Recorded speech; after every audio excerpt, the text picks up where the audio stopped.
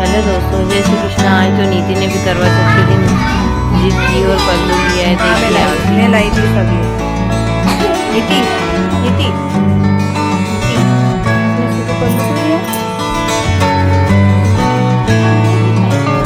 Mummy तो शादी हो गई, आपकी थोड़ी हुई है। आप भी पूजा करोगे दीदी, इसलिए आपने पल्लू लिया। और आपको किसने बोला पल्लू लेने का तुझसे?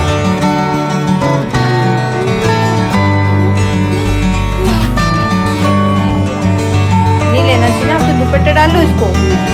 नन्नू मतलब इसको पल्ला मत लो।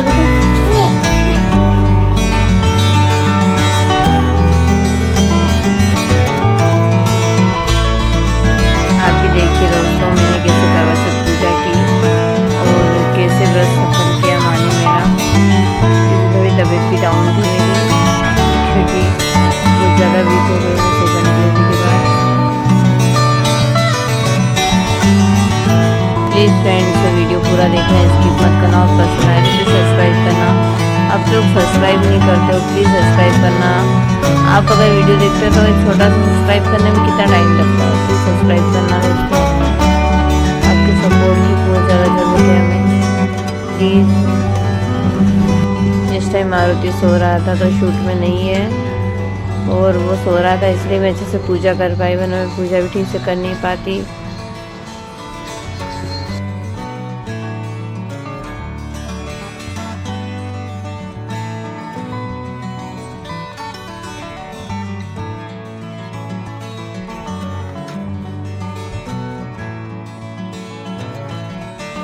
चौथ माता की पूरी कथा सुनना, ये कथा सुनने मात्र से कितने ही पापों का नाश हो जाता है।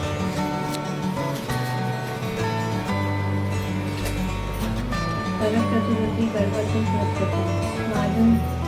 मानदाता कहने लगे कि जिस समय अर्जुन नीलगिरी तप के लिए चले गए तो उनके पिता द्रौपदी खिन्न होकर चिंता करने लगी कि अर्जुन ने बड़ा कठिन कर्म प्रारंभ कर दिया है, किंतु विघ्न डालने वाले शत्रु अनेक है।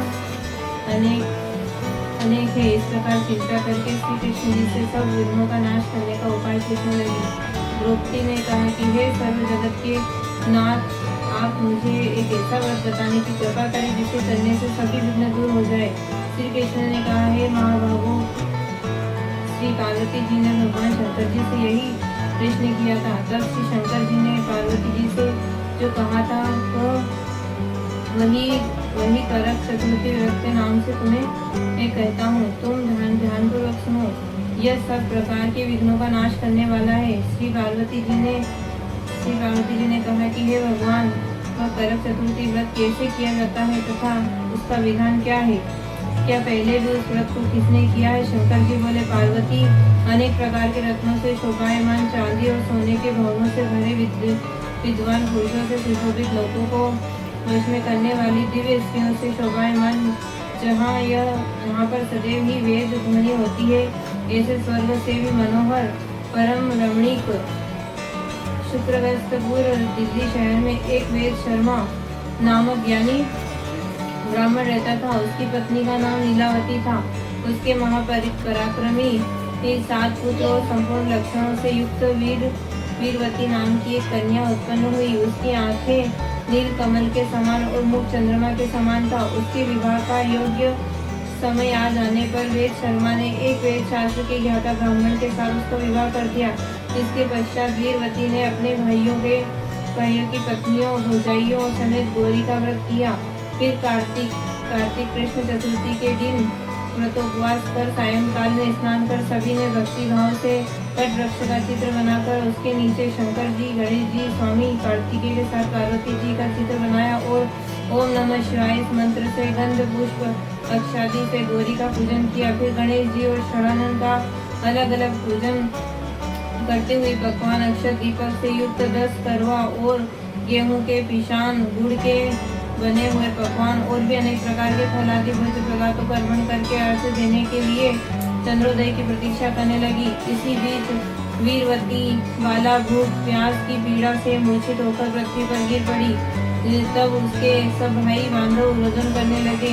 फिर वीरवती का मुग्ध होकर पंखे से हवा करके उसको ढाढ़स बनाने लगे कि अब चंद्रमा उदय होने वाला ही है। उसका एक भाई चिंतायुक्त होकर एक महान वट वृक्ष पर चढ़ गया। बहन के प्रेम से दुखी भाई ने जलती हुई दुकारी लेकर चंद्रमा के उदय होने का बहाना कर दिखाया। वीरवती ने चंद्रमा का उदय जानकर दुख को त्याग करके विधि विधान से अर्घ देकर भोजन कर लिया। इस प्रकार व्रत के दूषित हो जाने के कारण उसका पति मर गया। तब वीरवती ने अपने पति को मरा हुआ देखकर पुनः शिव जी का पूजन 1 वर्ष तक निराहार रहकर किया। वर्ष के समाप्त होने पर करक चतुर्थी का व्रत उसकी भौजाइयों ने किया। वीरवती ने भी पूर्वोक्त विधान से व्रत किया। उस दिन देव कन्याओं के साथ इंद्राणी वहाँ करक चतुर्थी का व्रत करने के लिए स्वयं स्वर्ग से वीरवती के पास आई। तब वीरवती ने इंद्राणी से सब बातें पूछी। वीरवती ने कहा, मैं करक चतुर्थी का व्रत करके अपने पति के घर आई तो मेरे पति मृत्यु को प्राप्त हो चुके थे। मैं नहीं जानती कि किस पाप के कर्म से मुझको यह फल मिला है। हे मातेश्वरी, हमारे भाग्य से आप यहाँ आ गई तो मेरे पति को जीवित करके मुझ पर कृपा कीजिए। इंद्राणी ने कहा कि हे शुभ्रे, गत वर्ष जो तुमने अपने पति के घर में करक चतुर्थी का व्रत किया था तो बिना चंद्रमा के उदय हुए ही तुमने हर्ष दे दिया था। इसी से व्रत दूषित हो गया, तुम्हारा पति मृत्यु को प्राप्त हो गया। अब तुम यत्न के साथ इस करक चतुर्थी का व्रत करो, तब पश्चात इस व्रत के प्रभाव से मैं तुम्हारे पति को जीवित कर दूंगी। श्री कृष्ण जी कहने लगे कि हे द्रौपदी, इंद्राणी के वचन सुनकर वीरवती ने विधान पूर्वक उस व्रत को किया। इस प्रकार उसके करक चतुर्थी का व्रत करने से इंद्राणी ने प्रसन्न होकर जल के द्वारा कभी सिंचन करके उसके पति को जीवित कर दिया। वह देवता के समान हो गया। इसके पश्चात वीरवती अपने पति के साथ घर आकर आनंद पूर्वक रहने लगी। वीरवती के व्रत के प्रभाव से उसका पति धन धान्य पुत्र तथा आयुष को प्राप्त हुआ। इसलिए तुम भी इस व्रत को यत्नपूर्वक करो। सूत जी कहने लगे कि हे ऋषियों, इस प्रकार श्री कृष्ण जी के वचनों को सुनकर द्रौपदी ने करवा चौथ का व्रत किया, जिसके प्रभाव से पांडवों ने संग्राम में कौरवों पर विजय प्राप्त करके अतुलनीय राज्य को प्राप्त किया, जिससे उनका सब दुख जाता रहा।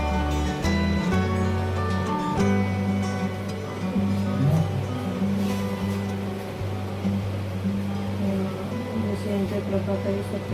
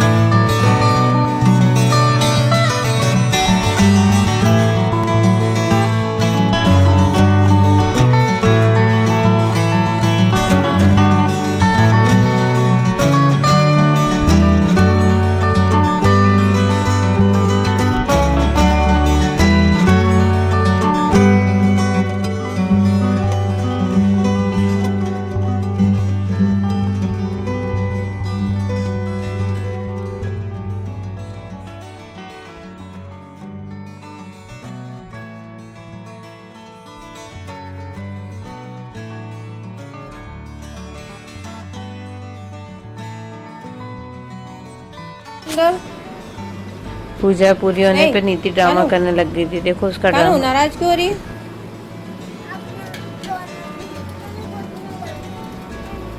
तुझे पूजा करनी के मिलो थाली है नहीं करनी है पूजा।